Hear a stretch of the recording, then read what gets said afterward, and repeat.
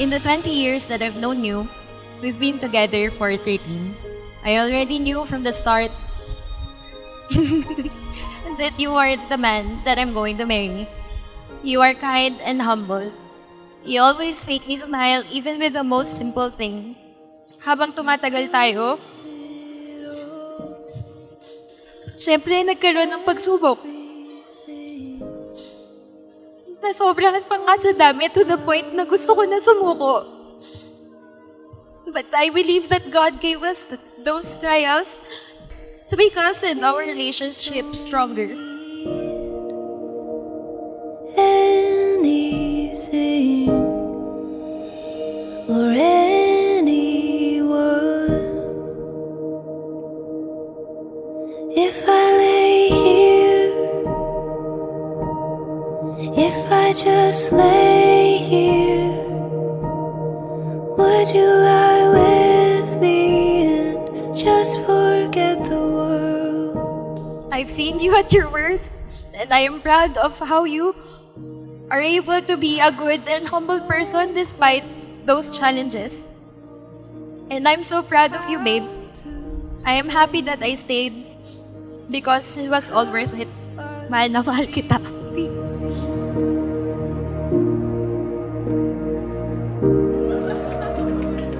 Those three words are said too much, but not enough. Di pa rin ako makapaniwala na nandito tayo ngayon. Sobrang thankful ako kay Lord dahil di niya ako pinahirapan na mahanap ka. Isipin mo yun, pinagtapat niya lang tayo ng bahay para magkakilala. Sinisilip pa kita sa bintana dati. At lagi akong naiiya sa'yo pag dumadating ka. Kasi sobrang crush kita eh. 21 years ago na nung una tayo nagkita, nagkakilala. 13 years ago na nung naging tayo. Sa'yo na umikot yung buhay ko at mundo ko. Sobrang thankful ako sa'yo sa lahat. Di ko magagawa lahat akong hindi dahil sa'yo.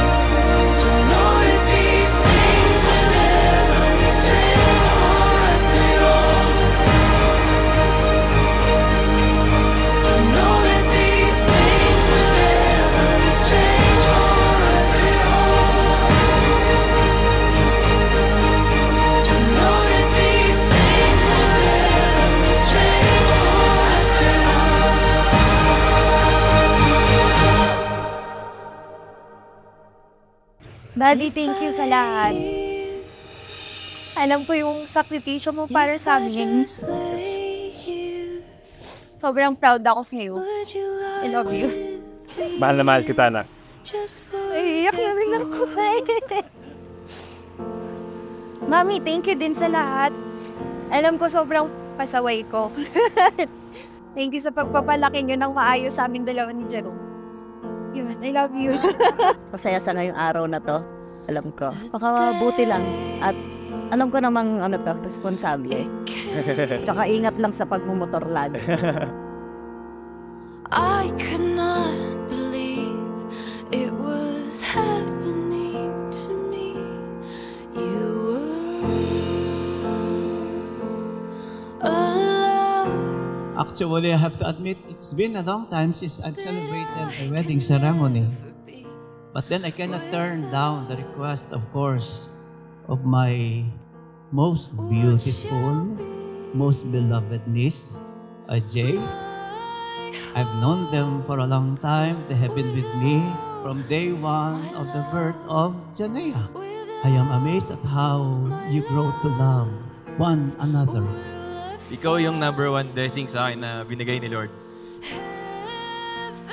Salamat lagi sa support mo sa akin, sa pag-aalaga. Hindi mo ko iniwan sa lahat ng challenges na dumating sa buhay ko.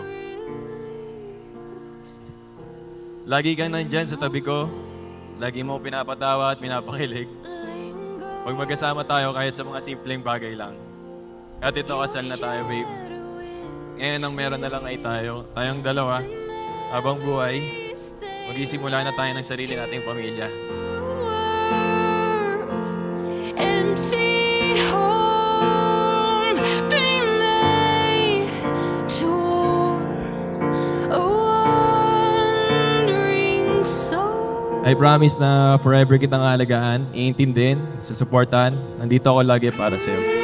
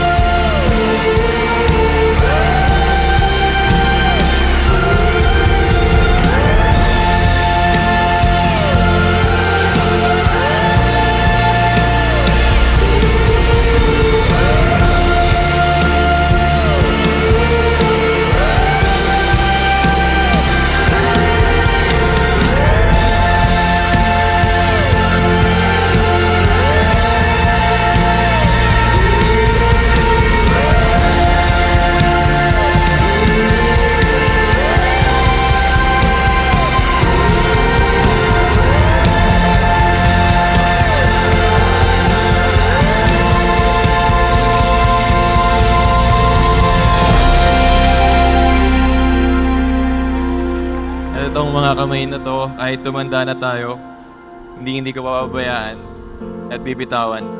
Lagi kong ipapaalala sa'yo na mahal kita. I love you and thank you. My best friend, girlfriend, now my wife, my one true love. Love you.